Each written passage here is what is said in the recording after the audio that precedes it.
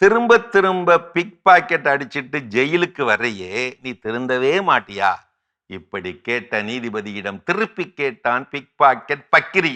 திரும்ப திரும்ப big packet அடிச்சுட்டு வந்தாலும் திரும்ப திரும்ப அதே தண்டனையை தர்றீங்களே, நீங்க சட்டத்தை திருத்த மாட்டீங்களா? சுருக்கின்றது நீதிபதிக்கு. அவனோடு மாட்டியவர்கள் இன்னும் 9 பேர். என்ன செய்ய? வழக்கமான 10 நாள் தண்டனையை தந்துவிட்டு யோசித்தார். ஜெயிலரை கூப்பிட்டு பேசினார். அவரும் அதன்படி செய்தார். அந்த 10 பிக் பாக்கெட்காரர்களில் 9 பேரை ஒரு பிளாக்கிலும், பக்கிரியை மட்டும் தனித்த ஒரு பிளாக்கிலும் விட சொல்லிவிட்டார்.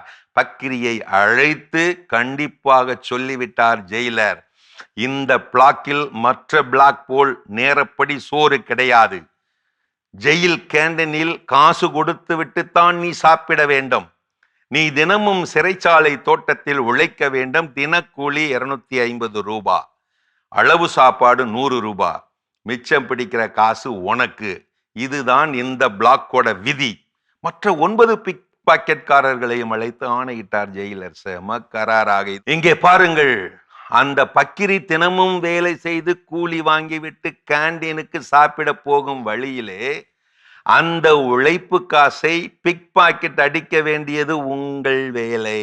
ஆனால் அது அவனுக்கு தெரியக்கூடாது. அவனுக்கோ மற்றவர்களுக்கோ இது தெரிந்தால் உங்களுக்கு இலவச சோறு தண்ணி கிடையாது.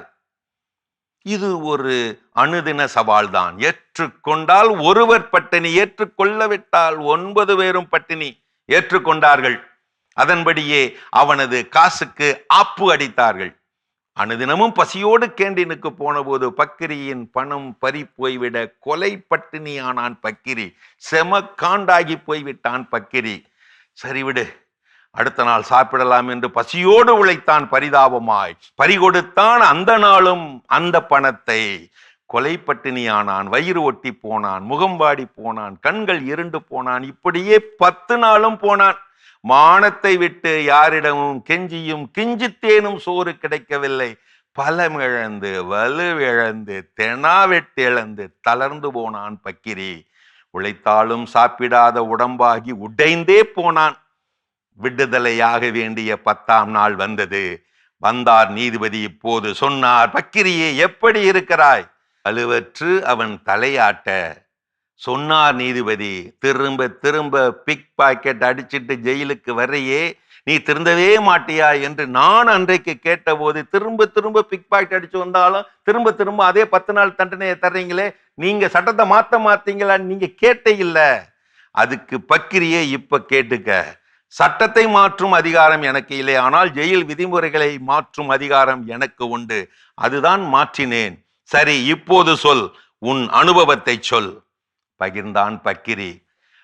நாள் முழுக்க சம்பாதிச்ச பணத்தை ஒரு செகண்ட்ல தட்டிட்டு போறது எவ்வளவு பெரிய அக்கிரமம்னு இப்ப புரியுது சாமி.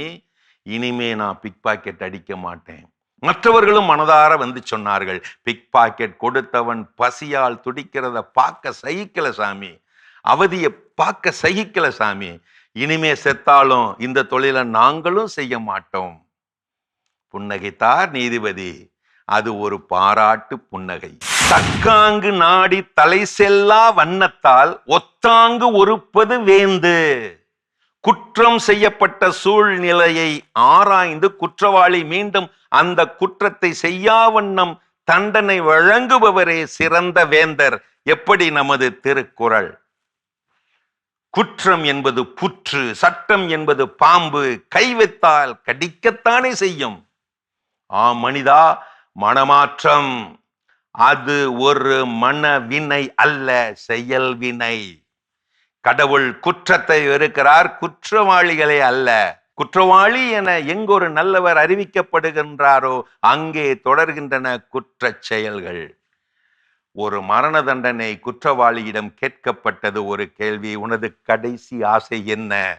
அவன் சொன்னானாம், எப்படியாவது குற்றவாளியை கண்டுபிடிச்சிருங்க ஐயா.